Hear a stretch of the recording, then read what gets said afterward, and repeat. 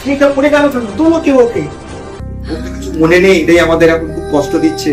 ওর এখন স্মৃতি ফেরানোর জন্য আমরা অনেক চেষ্টা করছি।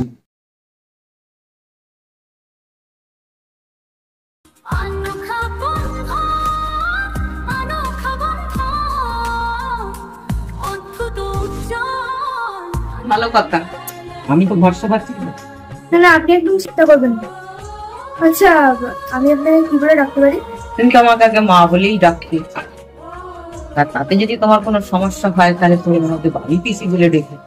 এই দেখুন, আমি সবজি পায়েস বানিয়েছি। এটা কিন্তু আমাদের অঞ্চলে খুব জনপ্রিয় খাবার। বাংলাদেশি, আসুন একবার খেয়ে দেখুন সবজি পায়েস।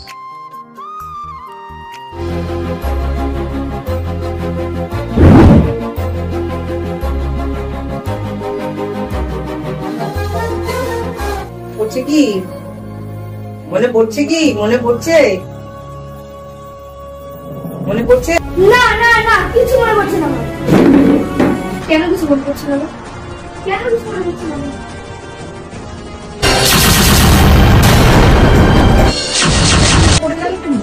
স্নিগ্ধা পড়ে গেল কেন? তোমাকে ওকে কি হলো? দাও দাও, জল দাও দিই।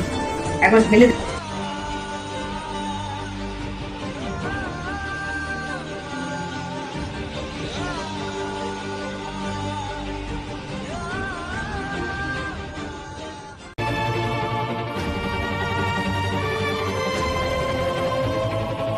হঠাৎ জ্ঞান হারালো কেন? এমন তুমি কি বলেছো যে ও জ্ঞান হারিয়ে ফেললো, অজ্ঞান হয়ে গেল?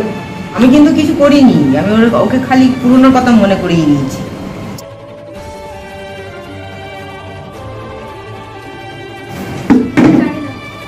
আমার যেন পুরোনো কথাটা মনে আসতে এক্ষুনি যাবে, কিন্তু আমি তখনই অজ্ঞান হয়ে গেলাম।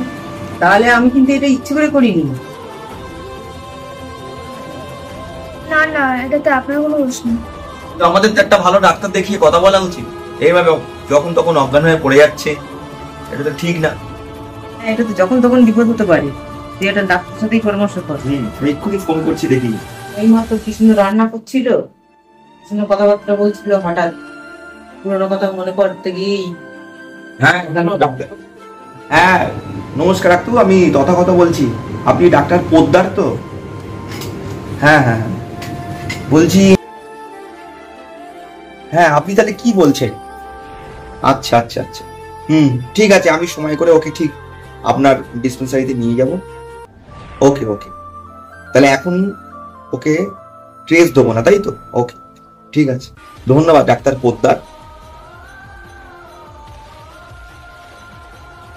আস্তে আস্তে কথা বলবে আর বুঝে শুনে কথা বলবে, যেন কোনো আঘাত না পায়, এবং আবার যদি অজ্ঞান হয়ে যায় তাহলে কিন্তু এরপর বিপদ ঘটতে পারে। এটা আমাদের নজর রাখতে হবে।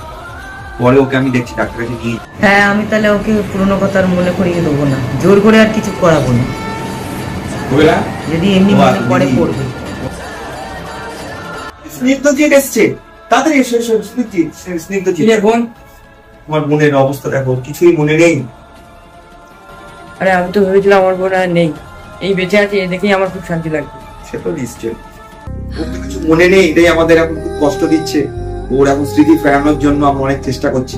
এই মাও চেষ্টা করছে, এক্ষুনি ও শুনে অজ্ঞান হয়ে গেছিল, অনেক কষ্ট ওর জ্ঞান ফেরালো। তুমি আর আমি মিলে তোমার বোনকে ডাক্তার কাছে নিয়ে যাবো। এখন আমরা ডাক্তার যা বলেন সেগুলো মেনে চলি। দাদা, বোন কি ভালো হয়ে যাবে? নিশ্চয়ই ভালো হয়ে যাবে।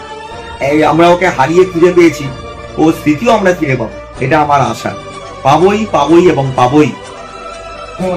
তুই চিন্তা করিস না, তোকে ঠিক করেই দেবো। আরে আরে আরে, কি ব্যাপার?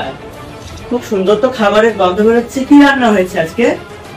আরে তোমরা এইভাবে সবাই থমকে গেছো কেন? আর কিছুই হয়নি, আর ভিতরে যাও।